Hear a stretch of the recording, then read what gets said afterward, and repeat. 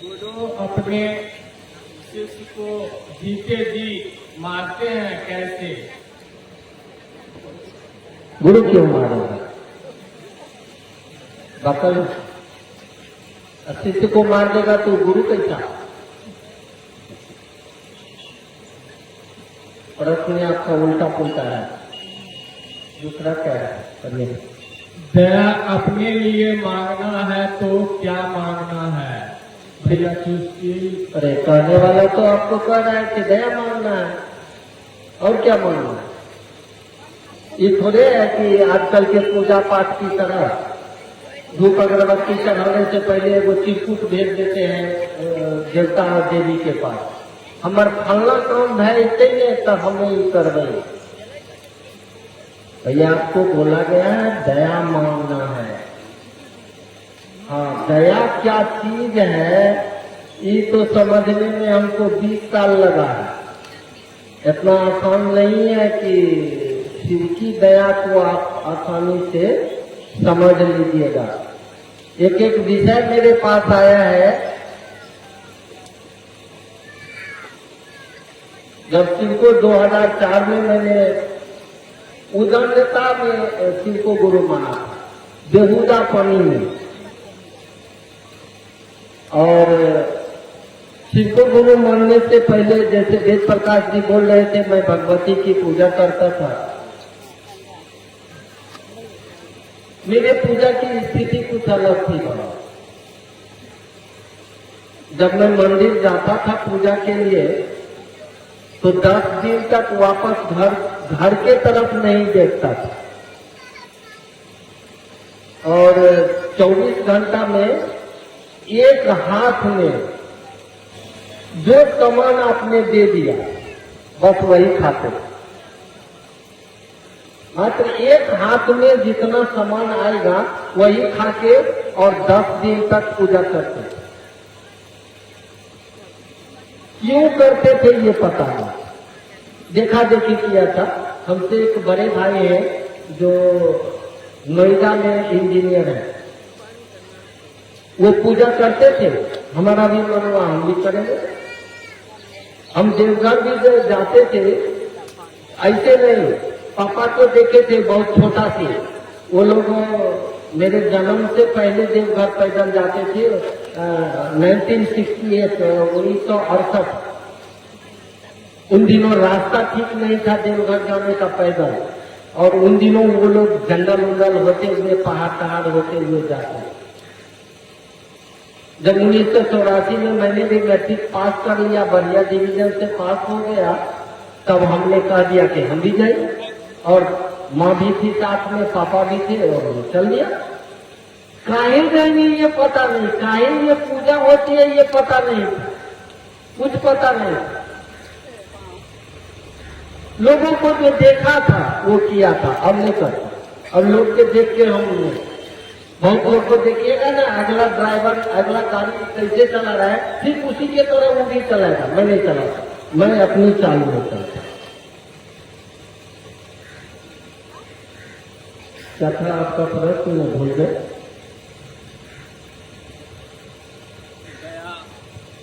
दया अपने लिए मांगना है। हमको आपको आज के इस परिवेश में किसने कहा कि शिव गुरु है? क्या आप ग्रंथ को पढ़ के माने? नहीं माना है। ग्रंथ तो 10,000 वर्ष के इतिहास हमारे आपके बीच में है, चाहे वो वेद है या पुराण है या उपनिषद है। उपनिषद पर तो आज तक किसी ने कलम नहीं चलाया। उपनिषद पर कलम चलने की चीज ही नहीं है, इसलिए कि उपनिषद जो है वो किसी का अनुभव है।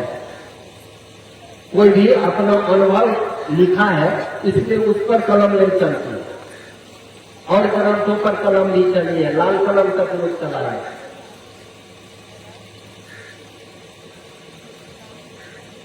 ग्रंथ तो कहीं शिव आदि गुरु है, वो जगत के गुरु है। लिखा हुआ है, जगत गुरु नमस्तुभ्यम शिवाय शिवदाय च योगींद्र नाम च योगींद्र गुरु नाम गुरुवे नमः। मानस में आप पढ़िएगा तो मानस में तुलसीदास ने लिखा है, तुम त्रिभुवन गुरु वेद वखाना आन जीव पामर क्या जाना। तुम तो त्रिभुवन के गुरु हो।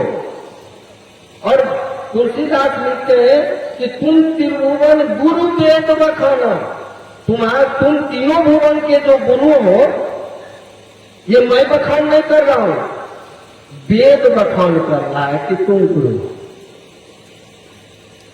आप मानस के पहला पन्ना को उलटे, जैसे रामचरितमानस, कोई बोल रहे थे रामायण की रचना तुलसीदास ने नहीं किया, बोलते बोलिएगा, अच्छे लोग पढ़े लिखे लोग जो है ना डंडा से कोट देंगे आपको। फिर काबिल नहीं बनिए, जिस चीज का नॉलेज नहीं हो मत बोलना चाहिए। ऐसे भी साहब शिष्यानुभूति में लिख दिए कि शिव के शिष्य शास्त्रार्थ नहीं करते।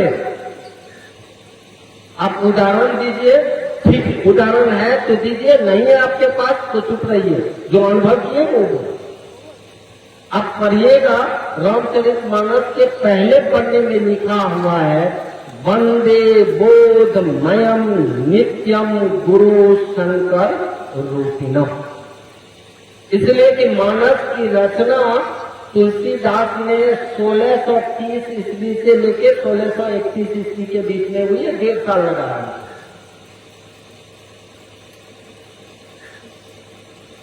और मानस की रचना में तुलसी इतना मार को नहीं खाया होगा घाटी।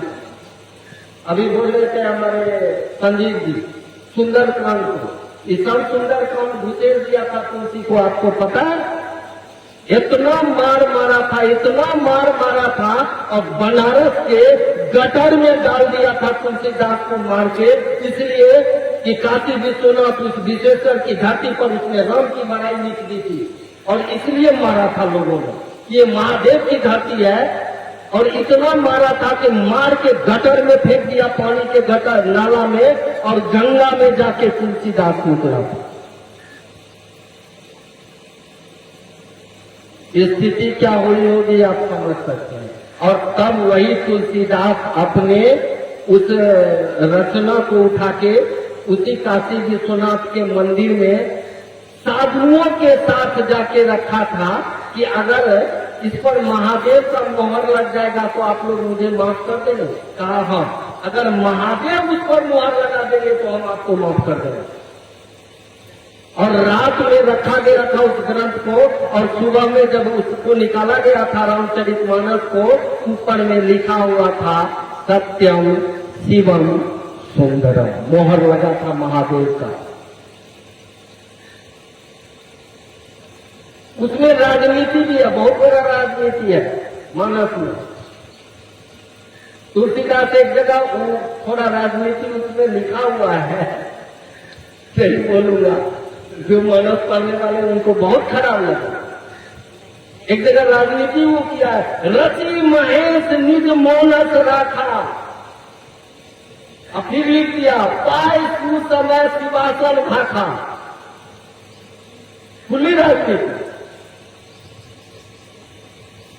देखिए उदाहरण ले जाएंगे गड़बड़ हो जाएगा। कारण है कि हमारा उल्टा रामायण बहुत आता है, उल्टा दोहार हम मानस का पढ़ना शुरू करते हैं। उसी तुलसीदास के द्वारा एक छोटी सी पुस्तक हनुमान के बारे में लिखा गया, वहां भी राजनीति है, लिखा है उसने। हालांकि वहां बड़ा सतर्की से लिखा है, मानस भी सतर्की से लिखा गया है। वहां गुरु ने शंकर को ही मान के उन्होंने लिखा है। हनुमान चालीसा में भी यही किया। देखिए ना स्टार्टिंग क्या कर दिया, वहां भी लिख दिया श्री गुरु चरण सरोज रस, लिख दिया श्री गुरु। श्री का मतलब है परमात्मा, ईश्वर गुरु के शरण में चलो। क्यों चलो, आगे भी लिखा श्री गुरु चरण सरोज रस निज मन मुकुट सुधार। अपने मन को सुधारने के लिए ईश्वर गुरु के शरण में चलो। फिर आगे उसका उदाहरण भी, एग्जाम्पल भी साथ में लिखा है। एग्जाम्पल भी आगे लिख दिया है, वर्णो रघुवर विमल यश। जैसे रघुवर ने गुरु को वर्ण किया, ईश्वर के रूप में वो गुरु को, चाहे वो वशिष्ठ हो या विश्वामित्र हो, राम के दो गुरु थे, कृष्ण के भी दो गुरु थे, संदीपनी और उपमन्यु। वर्णो रघुवर विमल यश, जैसे रघुवर ने वर्ण किया और विमल यश को पाया, फिर लिख दिया जो दायक फलचार, जो फल देने योग्य हो गया। राम ने बहुत सारी घटनाएं हुई ना, इस धरती पर बहुत सारे चीजों को किया ना, जो चीज नहीं होने वाला था उस चीज को कर दिया। रावण को राम नहीं मार सकते थे, जान लीजिए। एक क्षत्रिय था तो एक ब्राह्मण था और प्रकांड विद्वान था। रामायण में लिखा गया है, वाल्मीकि ने लिखा है, न भूत हो न भविष्य हो, न भूत में ऐसा होगा न हुआ और न भविष्य में इतना बड़ा ज्ञानी होगा, इतना बड़ा ज्ञानी होगा। धरती पर समुद्री शास्त्र का ज्ञान एक ही व्यक्ति आया था, उसका नाम था रावण। नहीं मार सकते थे, रावण के नाभि में ही अमृत था, नहीं मरता। उस अमृत को समाप्त करने के लिए शिव की पूजा किया है राम ने, श्वेत बंधु रामेश्वरम। और रावण आया था पूजा कराने के लिए, सोच लीजिए। खुद को उसको डर नहीं था कि ये राम हमको मारेगा, पता था उसको, सब कुछ पता था।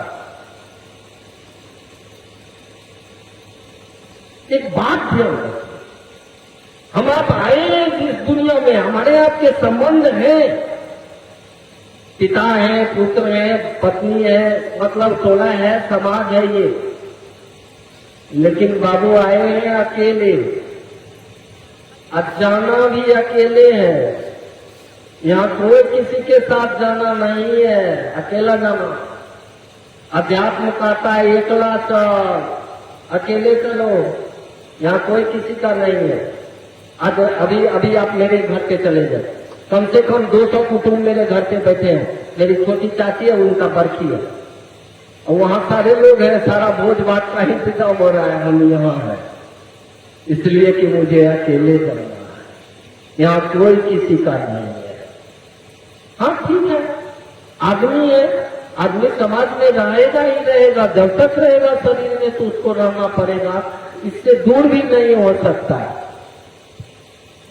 तो अपने लिए मांगो ना दया, दया मांगने से नहीं तो पुराने बुजुर्ग लोग से पूछो ना, वो लोग तो बोलते थे बिन मांगे मोती मिले, मिले न मांगन भीख। साले बिना मांगे ही मोती मिलने का वाला है। यहाँ मांगने से कुछ नहीं होना है, यहाँ मांगना भी नहीं है। सामने नहीं लिखा है किसी से अनुभूति में कि दया मांगना है, दया की याचना करनी है। याचना समझते हैं, याचक याचना करता है, याचक का मन ही होता है भिखमंगा।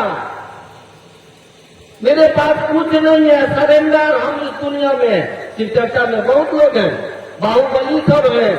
हम समस्तीपुर में ये, हम फलना, हम ढेकना, हम ये, हम वो।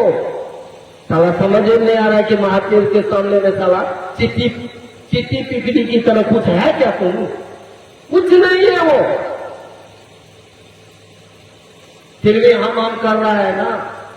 तो भैया यहाँ कहा गया है कि दया की याचना करो, धीरे धीरे तुम्हारा मन दया के अधीन होगा। दया शब्द पर भगवती से साहब के द्वारा मुझे जब वरदान मिला था, साहब के सामने में मैं रोने लगा था, तो साहब ने कहा अरे क्या ना, हम भगवती की पूजा करते हैं, हमको डर लगता है, पिनाकी है, कभी गर्दनों उतारती है, तलवारों चलता है भगवती का। बोले महादेव की चेला पर भगवती का तलवार चलेगा? हम कुछ नहीं जानते, हमको एक बार मिला दीजिए भगवती। बहुत जब जीत की बच्चा समझते थे, उस समय मैं नया था, 2004-5 की बात मैं बता रहा। सामने का मिले था हमके जी, खूब खुश। हम बच्चा को जैसे चॉकलेट दे दिया है, खूब फूल के कुप्पा हो गया सारा, हम भी फूल के कुप्पा हो गए। कहे अच्छा ठीक है, कभी भी किसी भगवती के स्थान में जाना, अब जो मैं सिखाता हूँ भगवती को बोल देना, भगवती तुमसे मिल लेगी, तुमको भगवती से मिलने की जरूरत नहीं, वही तुमसे मिले। और यही घटना हुआ था 2006 या 7 में, साहब की चर्चा थी बासुकीनाथ में। अब मैं वहां से चला गया, चर्चा खत्म होने के बाद मैं चला गया तारापीठ, जाके मकान में मैं एक मुंड मालिनी मंदिर में बैठ गया। मेरे साथ में 7-8 गुरु भाई थे, उसमें कुछ लोग मर गए, कुछ लोग हैं धरती पर जिंदा। जैसे ही तो साहब ने मुझे कहा था भगवती को कहने के लिए, मेरा मन कह दिया कि मेरा आंख एकाएक बंद हो गया। मुझे लग रहा कि ये तो भगवती सामने है। हम लगे बात करने, 20-25 मिनट तक बात करते रहे, भूल गए। उसी में मैं भगवती से सुना था कि ये दया क्या चीज है। मैं भगवती को कहा था कि आप तो हम पूजा पाठ करते नहीं है, आप तो बुझाएंगे, हम तो आपका संगत छोड़ दिए। भगवती ने कहा थोड़ा कहाँ है, जितना पहले नहीं करता था उसका लाख गुना तुम अब मेरे करीब हो गया है, पकड़ लिया है उतना और तेजी। मैंने कहा वो कैसे, क्या करते? उन्होंने कहा था मुझे, मुंड मालिनी मंदिर कभी भी जाइएगा तारापीठ में, तो जिधर तारा का मंदिर है ठीक उल्टा साइड चले जाइएगा तो मुंड मालिनी मंदिर। उन्होंने पूछा क्या करते हैं? हम कहे हम अपने गुरु शिव से दया की याचना कर। क्या याचना कर? तो जो साहब ने लाइन दिया था मैं बोला, तब उन्होंने कहा ये दया क्या है, हम कहिए हम नहीं जानते। हमारा जो साहब बोले ये दया क्या है ये हम नहीं जानते। तब भगवती ने मुझे समझाया था दया शिव की वो शक्ति है जो जीव भाव को तोड़ देती है और शिव में मिला देती। उसी दिन मुझे मालूम हुआ था कि ये दया क्या है। अब तो दया पर बोलने के लिए बोलिएगा तो हम 24 घंटा बोलेंगे। कैसे कैसे टूटता है, परसों में बेगूसराय में था और दिलीप से चर्चा, कैसे कैसे ये टूटता है। दया की शक्ति हमारे जीव भाव को, जो परमात्मा ने, जो ईश्वर ने एको अहम बहुश्याम, वही एक से अनेक में आके आदमी और जितना भी जीव जंतु है सब में बना हुआ। तो हमारे आपके ऊपर में जो जीव भाव का जकड़न है, जो 3 गुणों से बना हुआ है, रजोगुण, तमोगुण, सतोगुण, अब इसकी व्याख्या करेंगे तो कल हो जाएगा, चला उतना तो हम करने आए नहीं। और उसके ऊपर में 50 वृत्तियां जो नाच रही है, अगर वृत्ति नहीं नाचे तो जीवती हो जाए। अगर गुण को खोल दीजिए, किसी के भी गुण को खोल दीजिए, वो महादेव, वो महादेव है, वो भगवती है। ये दया क्या करता है, आदमी के वृत्ति को मारना शुरू करता है। मैं परसों बोल रहा था बेगूसराय में, लेकिन उतना समय नहीं था कि मैं उसकी पूरी व्याख्या कर देता, लेकिन कुछ हद तक मैंने कर दिया। जैसे 50 वृत्तियां है ना, भूख वृत्ति है, प्यास वृत्ति है, काम वृत्ति है, मतलब नींद वृत्ति है, बहुत 50 से भी ऊपर वृत्तियां आदमी के ऊपर में काम कर। ये शिव की दया क्या करेगा, धीरे धीरे बुकनी कर देगा आपके वृत्ति को, खत्म कर। आपकी प्यास कम होगी, आपकी भूख कम होगी, आपकी काम की वृत्ति कम होगी, आपका नींद कम होगा। बहुत सारी वृत्तियां में उतना कितना व्याख्या है, कुछ फालतू हो जाए, ये खत्म हो जाए। जैसे जैसे ये वृत्तियां टूटेंगी, हमारा आपका मन धीरे धीरे धीरे धीरे शिव के करीब होना शुरू होगा। ऐसा करीब होगा कि अभी में दिलीप बोल के गया कि आप ही बोलिएगा हम परमात्मी, हम शिवम शिवो हम केवलम। ये साधुओं के साथ क्या हुआ है, साधु तो अपनी साधना से वृत्तियों पर कब्जा करने का कोशिश किए। साधु लोग क्या कर, पहाड़ की कंदरा में क्या किया, प्यास वृत्ति को मारा, भूख वृत्ति को मारा, और बहुत सारी वृत्तियों को, काम वृत्ति को मार दिया। काम वृत्ति मतलब हम आप बच्चा पैदा करते हैं, काम वृत्ति नहीं हो, बच्चा पैदा करके नहीं सकते। ये सारी वृत्तियां हैं जो हम पर नाश की रहती है। ये धीरे धीरे धीरे धीरे उस वृत्तियों पर दया रूपी शक्ति का पहरा चल जाता है। और जैसे ये पहरा होगा, जैसे ही व्यक्तियां मरेगी जीव शिव होने लगे, जीव शिव होने लगे। और होता है, साधुओं ने यही किया था। जो साधु के रूप में पहाड़ की कंदरों में रहा, हर व्यक्ति को मारा था। आप देखिए ना, एक साधु आए थे बंगाल की घाटी पर, नाम था रामकृष्ण परमहंस। उनके शिष्य बने थे नरेंद्र, जो बाद में स्वामी विवेकानंद कहलाए। उसने देखा था कि इसमें कौन व्यक्ति को अगर नहीं मार देंगे ना, तब महिलाओं के पीछे लग जाएगा, बहुत बड़ा ज्ञानी हो जाएगा, महिला के पीछे लग जाएगा। साला कम व्यक्ति को ही मार दिया। काली को कह दिया, माँ नरेंद्र की शादी नहीं होनी चाहिए, मतलब महिला के संपर्क में न आ जाए। आज भी रामकृष्ण परमहंस के गुरुकुल में है कि महिला जाएगी तो उसे बिना शादी का जाएगी, कोई भी लड़की जाएगी। कोई पुरुष जाएगा शिष्य बनने के लिए तो वहां बंद हो जाएगा कि आप शादी नहीं करते। महिला को भी रोक है, पुरुष को भी रोक है। एक व्यक्ति पर रोक लगाने से वो बहुत बड़ा साधु हो गया कि 23 घंटा या 24 घंटा शिकागो में, अमेरिका के शिकागो शहर में घर के बांट दिया कि पूछा कि जीरो के बारे में, कि जीरो के बारे में तुम बोलो, और उसने जीरो को ही गॉड साबित कर दिया। ए भैया, यहाँ तो आप शिव की दया हमारे आपके सब व्यक्तियों पर कब्जा करता है, सारे व्यक्तियों पर पहरा लगता है। अध्यात्म की किताबों को पढ़िए ना, लिख दिया है चित्त वृत्ति निरोध योग, लिखा हुआ संस्कृत में लिखा हुआ है चित्त वृत्ति निरोध योग। चित्त पर जो वृत्तियों का प्रभाव है उसको रोक तो योग हो गया, तुम जुड़ गए। योग मतलब ही जुड़ जाना, जिसका शिव हो जाना।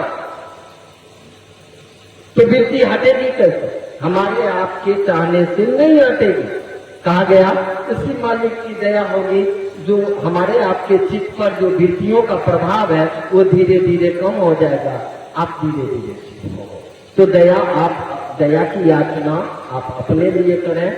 दुनिया का ठेकेदार आप नहीं है, जो ठेकेदार है वही जगत का गुरु है, वो विश्व गुरु है, वो पूरे ब्रह्मांड का गुरु है।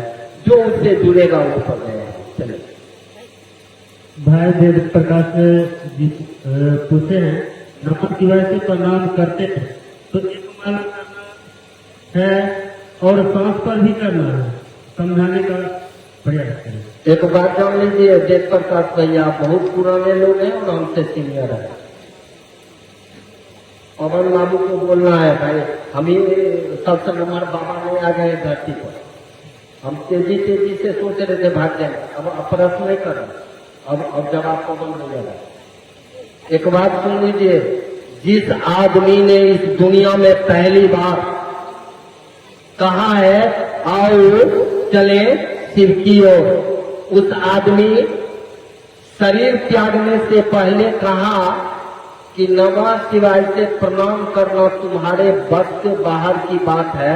नमः शिवाय तो छोड़ो, हरिंद्रानंद को एक बार अगर प्रणाम कर लिया ना, यूट्यूब पर चर्चा है सुन लीजिए, हरिंद्रानंद को एक बार प्रणाम कर लिया, करोड़ों बार आओ साले इस धरती पर, कभी शिव को प्रणाम करने की तुमको जरूरत नहीं है। आज का मानव नमः शिवाय कर लेगा। अभी संजीव जी बोल रहे थे साल पर कौन क्या क्या मनस की पंक्ति सुना रहे थे, सुंदरकांड का एक लाइन, मोह कपट छल छिद्र न भावा, निर्मल मन जन सो मोहि पावा। क्या ऐसे है, तुलसी ने लिखा है। कहाँ से लाइएगा भाई साहब, कहाँ से निर्मल मन को ले आइएगा? यहाँ तो 24 घंटा में वो जितना देर सोते होंगे उतना ही देर सुसलों में चिकना में हो, सपना में देखते होंगे। साले निर्मल मन हो, इतना आसान है। अरे भैया, उन्होंने कहा कि आप कोशिश करो, शिव की दया आपको एक दिन ऐसा झुका देगी शिव के पास, प्रणाम करने का जरूरत खत्म हो। अब माला एक, अरे साहब के समय में एक साहब के दोस्त थे, वो उसका नाम है साहब रख लेते करोड़ी मत है, पवन बाबू जो करोड़ी मत। 1 करोड़ बार नमः शिवाय किया, चाहे तो साला पीवा हो गया, मर गया। ये भैया, आपके प्रणाम करने का उद्देश्य क्या है? प्रणाम तो हमें अभी संजीव जी के पिताजी को के दी प्रणाम। और जब आगे गए दिलीप पूछा तो मम्मा मदर से बाबा ने बिल्कुल खत्म ये साले प्रणाम तो हो रहा है। और शिव को प्रणाम करना, अरे जीव भाव ने तो आपने प्रणाम नहीं किया। ये जीव भाव ने आपको प्रणाम करना सिखा रहा है कि तुम्हारे सामने में जीव भाव में जो आदमी भी है ना उसके अंदर में शिव है, इसलिए आप प्रणाम गुरु भाई, प्रणाम गुरु बहन कर रहे हैं। कर लीजिए। यहाँ आपका मन झुक जाएगा ना, वहां तो झुकने है बाबू, वो तो आपके तरफ झुका हुआ है।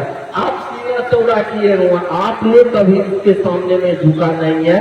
साहब के ये सूत्र हमको आपको शिव के सामने में जिस दिन झुका दिया उसी दिन शिव आपके पास है। तो आपको जैसा बुझाता है ऐसा करिए ना। हम नहीं कहेंगे कि साहब लिखे हैं तो आप उसको तोड़ दीजिए, साहब ऐसा बोले तो उसको तोड़ दीजिए। लेकिन आपका झुक जाना, आपका मन ये समझ ले कि शिव ही मेरे सब कुछ है। अभी चर्चा में बहुत लोग बोले हैं, जिस दिन समझ लीजिएगा उस दिन फिर ईर्ष्या, फिर द्वेष, फिर ये खत्म हो जाएगा। धीरे धीरे आपका मन का झुकना, शिव के पास जाना, शिव को प्रणाम होगा। ठीक है।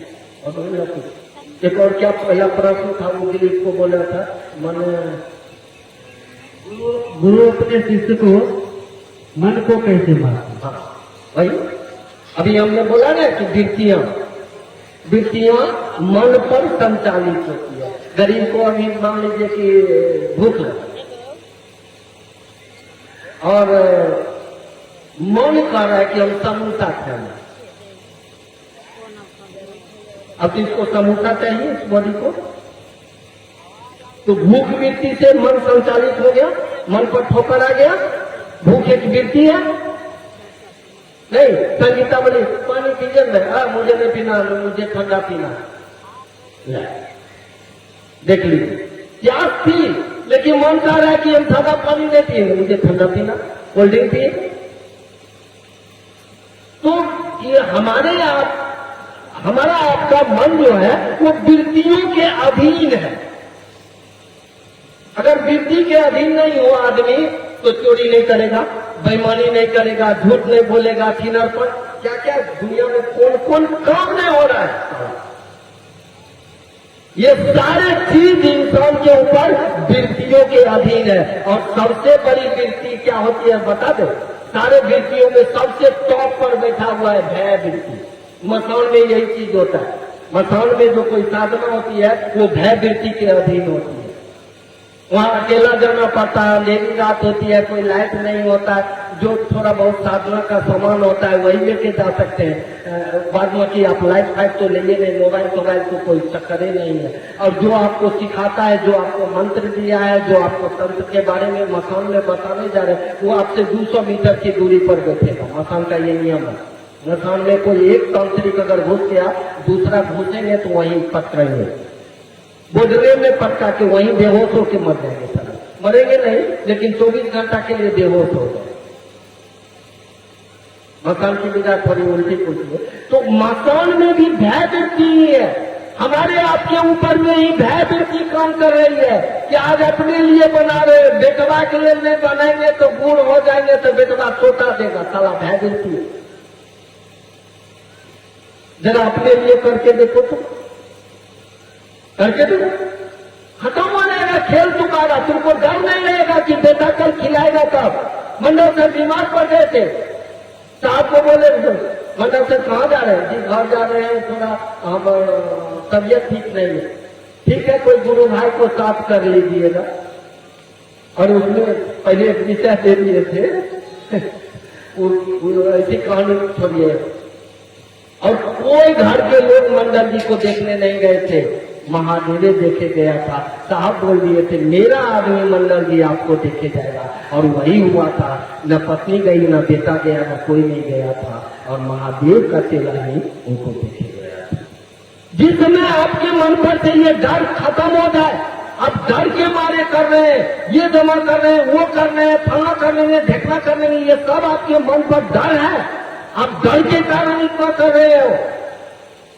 अगर डर जिस दिन खत्म हो जाए उस दिन आपसे गलत नहीं होगा। आप कोई भी गलत काम कर रहा है वो डर के भय वृत्ति के कारण नहीं कर रहा है।